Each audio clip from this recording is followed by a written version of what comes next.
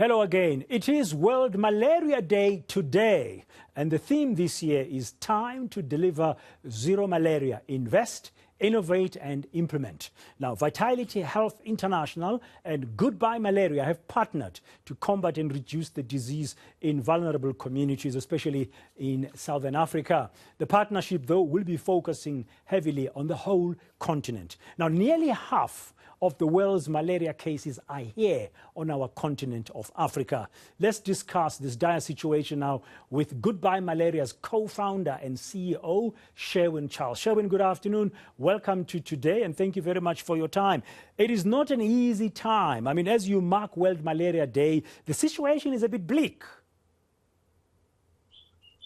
Absolutely, Dan, and thank you so much for having me on your program.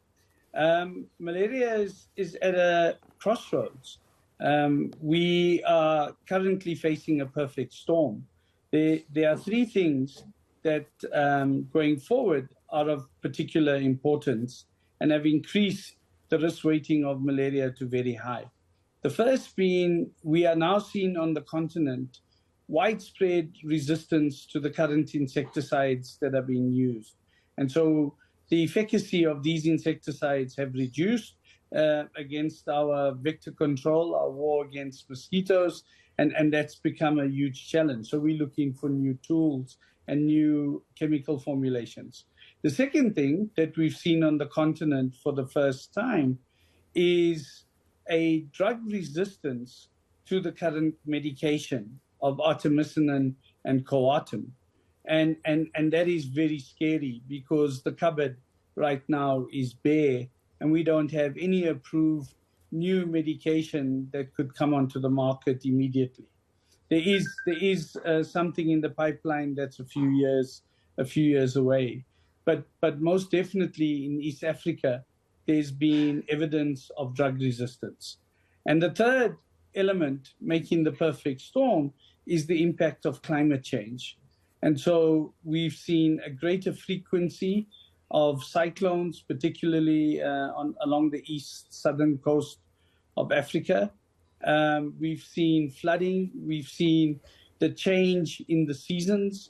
We used to start our program in September because we knew the rains were coming later in the year. Today, those rains start from September anyway. And so malaria has got a perfect storm that one needs to cater for going forward. And tragically, and that's why you see tragically, sorry to come in there in the interest of time, Sherwin. Sorry to come in there. And you talk about a perfect storm, and of course, I would guess it was exacerbated by the pandemic. Absolutely. The pandemic has seen the devastation of resources, both locally and from international donors. Our economies are struggling with high inflation, the impact of the energy crisis. And so throughout the continent, we've seen that the domestic funding is taking much longer than expected to get back to pre-COVID times. Yeah. So the other point is, during the pandemic, much needed scientific resources for drugs, as you've said. There's a resistance. We're directed, of course, in dealing with the COVID-19, but also there has been some progress made to develop a vaccine against malaria. I don't know what's the latest situation on that, Sherwin? So we have a vaccine that currently is in use. Although its efficacy is not where we would like it to be. But there's been wonderful news this Malaria Day from the team at Oxford on the R21 vaccine, which is showing amazing results in the trials that are currently taking place. During the phase 2 trials, this vaccine has shown an efficacy of over 70%. It's exciting news. It needs a bit less of cold storage, as well as it's not as many doses as the current vaccine, which is a 4-dose vaccine. Yeah, and hopefully the experiments, the piloting will be done soon, completed soon, so it can be rolled out in the near future. Now, is the perfect storm that's looming going to need more resources? And if so, what does the Vitality Health International partnership with you as Goodbye Malaria going to help with? It definitely needs more resources, Dan, and this is not just financial resources, but it needs resources to ensure that our communities take ownership of the solutions to zero malaria. If you see the byline for this Malaria Day, it talks about zero malaria, invest, innovate, and implement. And I think that's what's critical to the partnership that we've just announced with Vitality International. It's the ability to invest more, so reaching out to Vitality's client base, finding new ways of raising funding within that client base, between staff, clients, and the corporates that participate.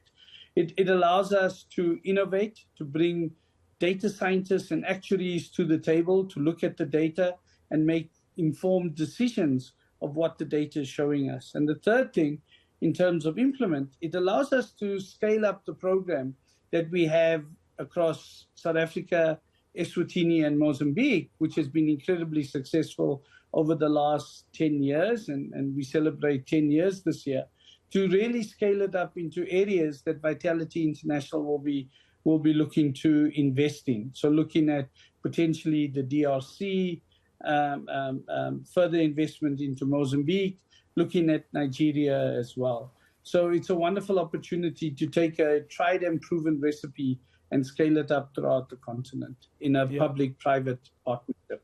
Yeah, I know you and your colleagues have really been on this battle against malaria, this fight against malaria for quite some time now. Are you confident that you can prevent this perfect storm from getting worse?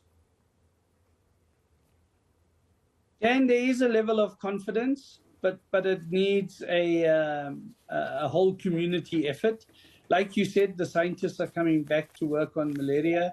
It's fantastic to see the youngsters coming through with the new innovations. We have a very exciting pipeline of new products, new chemical active ingredients, more environmentally friendly.